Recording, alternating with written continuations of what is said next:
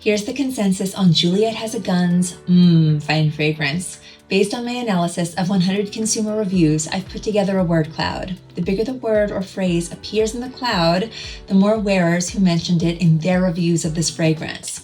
From here, you can get a sense of the big themes in play when it comes to Do I really have to keep saying that throughout the rest of this video? And this can help you understand whether this fragrance should become a part of your perfume collection. Let's get into the themes.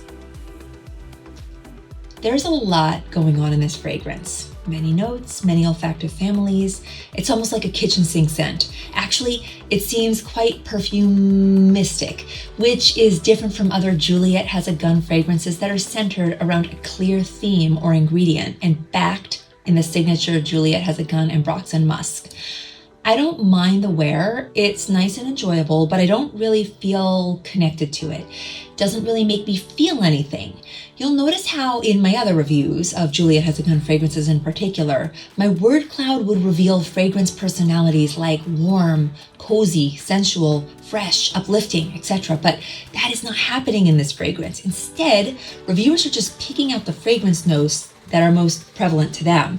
And that's fine. The fragrance is fine, but there's nothing connecting me to it emotionally. So when I or any other consumer have limited dollars to spend on fragrances, and there are so many fragrances launching each year or month or week, what is so memorable about this fragrance that it would make me ever want to repurchase? Nothing. So for me, the has kind of turned into a meh. Do you smell raspberry? I'm going to be honest, I do not.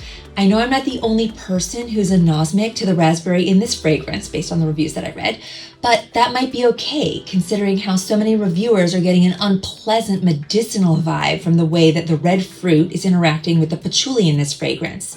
Frequent mentions of cough syrup, Vicks Vapor Rub, and expensive hospital vibes make this perfume feel headache-inducing and even nauseating for some. But that could also be attributed to the heavy dose of neroli and powdery heliotrope that dominate in the initial wear. Also, so many reviewers mention almond, cherry, marzipan in this fragrance, but I feel like I'm anosmic to that as well. I wonder if those fragrance notes that show up for others and not for me are the reason that so many people are saying this fragrance is weak projecting in general.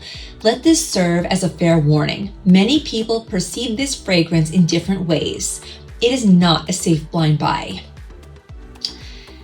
It's quite uncommon for over 20% of the reviews that I read to mention that a fragrance has a similar DNA to another fragrance. That's pretty well known. In this case, it's Dior's Hypnotic Poison.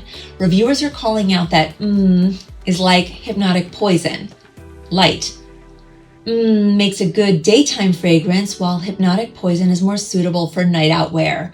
I also noticed that some people prefer Juliette Has a Gun fragrance while the others prefer Hypnotic Poison, but people don't generally feel like they need both in their perfume collection.